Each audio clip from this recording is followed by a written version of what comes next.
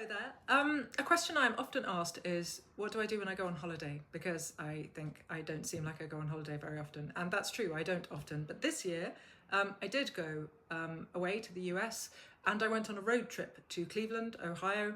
And the reason that I went there was for holiday fun, by which I mean going to see one of the most important vase paintings from ancient Greece. I've tricked you again by having a holiday that was basically work. I win this round. Wait.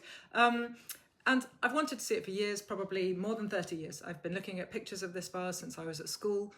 It's an extraordinary representation of Medea in the final scene of the Euripides play. This pot was painted around 400 BCE, so this is, like a year after Socrates is at the, because...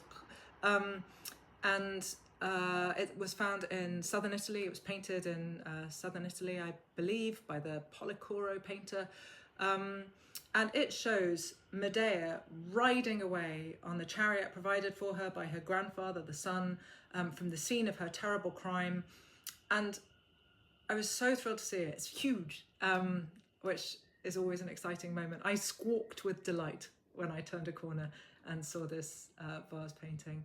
And at the center of the image, Medea is on her chariot, provided by Helios. And the thing about it that was so thrilling to me was that it is so much brighter than Greek vases usually are. I thought it would be like other red figure vase painting, and the red figures would be, reddish, terracotta-y coloured. And then the snakes, or dragons if you prefer, they don't have wings, but they do seem able to fly and they can pull a chariot. They are like a bright, thrilling golden colour. You should be getting pictures of this, but I'm holding up my phone version so you can see how exciting it was for me when I saw it.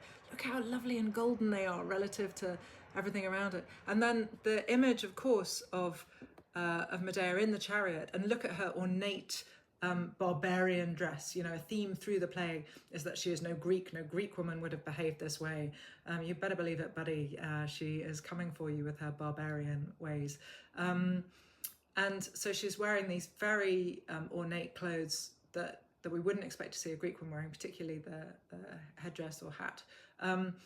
But what's thrilling is that she is, of course, surrounded by the sun, and its rays are emanating out from her. So she looks incredibly powerful, as she is at the end of the play.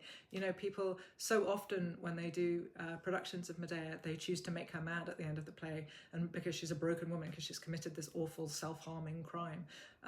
But in the text of the play, at least as I read it, and it looks like this vase painter felt the same way, she does not look like she is mad or traumatized. She looks like she is victorious. She is flying above the scene of the crime. She's flanked by Furies, one on either side. Are they there to torment her because she's committed a familial crime?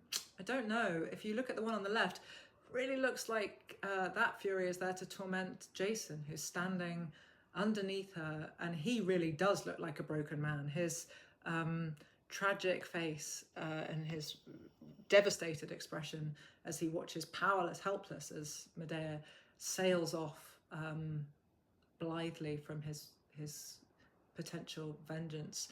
Just in front of him is, I am reliably informed, a small dog. I have only ever been mocked by art historians when I say it really looks like a sheep to me. Everything looks like a sheep to me. I've been writing about the Golden Fleece for a year and a bit. But yeah, I still think it looks like a sheep. I don't know what you want me to say. Perhaps it's a dog. It looks like a sheep. Look at its tail. Look at its woolly attitude. So I like to think of it as reminiscent of the Golden Fleece, hopping by him happily like sheep do.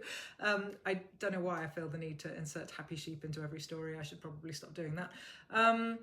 I guess you can kind of contrast its sort of jubilant joie de vivre with the expressions of the snakes that look so terrifying, so divine and awful with the E in the middle. And then there are adults, of course, in this scene too. Bottom right, not just Jason, but also the pedagogos, the tutor, and the nurse, who look on with absolute horror at the bodies of Medea's children. The nurse is in an extraordinary posture of grief. the Haidagogos has his head in his hands. Is the Fury punishing them? She's almost perched on the shoulder of the Haidagogos. Is everyone being taken out because of Medea's crime? I guess that's probably a sensible way to read it. It is the most extraordinary depiction of a scene in a Greek tragedy, I think, that I've ever seen in real life, and I've seen a bunch of pots. Fun fact, my phone looks identical for this trip for all the other work trips I've done. It's just me in a museum going at an exciting thing. But this one was a really special one to go and see. So I'm glad that I drove the tremendous distance from New York to Cleveland in order to see this extraordinary vase. I really wanted to show it to you. So here you go.